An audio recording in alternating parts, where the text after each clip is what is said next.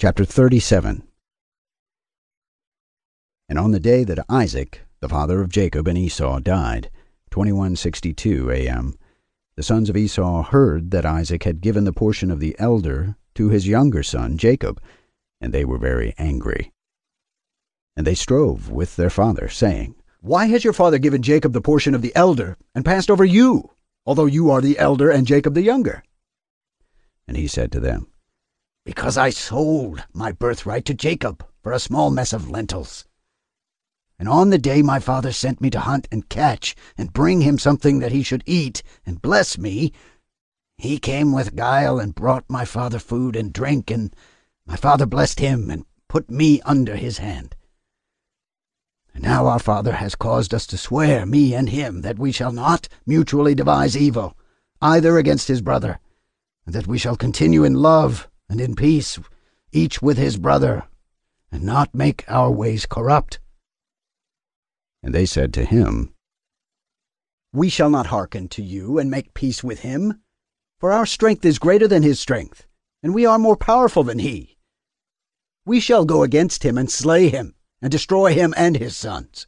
And if you will not go with us, we shall do hurt to you also. And now listen to us. Let us send to Aram and Philistia and Moab and Ammon, and let us choose for ourselves chosen men who are ardent for battle, and let us go against him and do battle with him, and let us exterminate him from the earth before he grows strong." And their father said to them, "Do not go, and do not make war with him, or else you'll fall before him."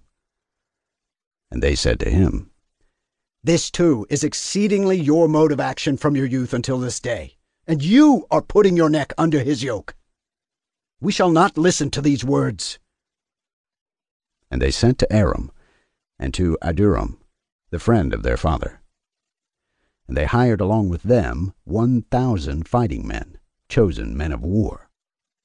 And there came to them from Moab and from the children of Ammon, those who were hired, 1,000 chosen men, and from Philistia 1,000 chosen men of war, and from Edom, and from the Horites 1,000 chosen fighting men, and from the Kittim mighty men of war. And they said to their father, "Go forth with them, and lead them, or else we shall kill you."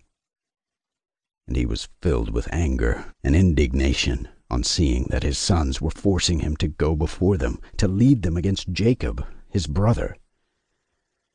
But afterward he remembered all the evil which lay hidden in his heart against Jacob his brother. And he remembered not the oath which he had sworn to his father and to his mother, that he would devise no evil all his days against Jacob his brother. And notwithstanding all this, Jacob knew not that they were coming against him to battle, and he was mourning for Leah his wife, until they approached very near to the tower with 4,000 warriors and chosen men of war. And the men of Hebron sent to him, saying, "Behold, your brother has come against you to fight you, with 4,000 girt with sword, and they carry shields and weapons." For they loved Jacob more than Esau. So they told him. For Jacob was a more liberal and merciful man than Esau. But Jacob would not believe until they came very near to the tower. And he closed the gates of the tower, and he stood on the battlements, and spoke to his brother Esau, and said, "Noble is the comfort wherewith you have come to comfort me for my wife who has died. Is this the oath that you swore to your father and again to your mother before they died?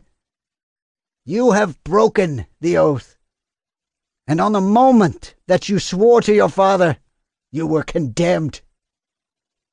And then Esau answered and said to him, "Neither the children of men nor the beasts of the earth have any oath of righteousness, which in swearing they have sworn an oath valid forever.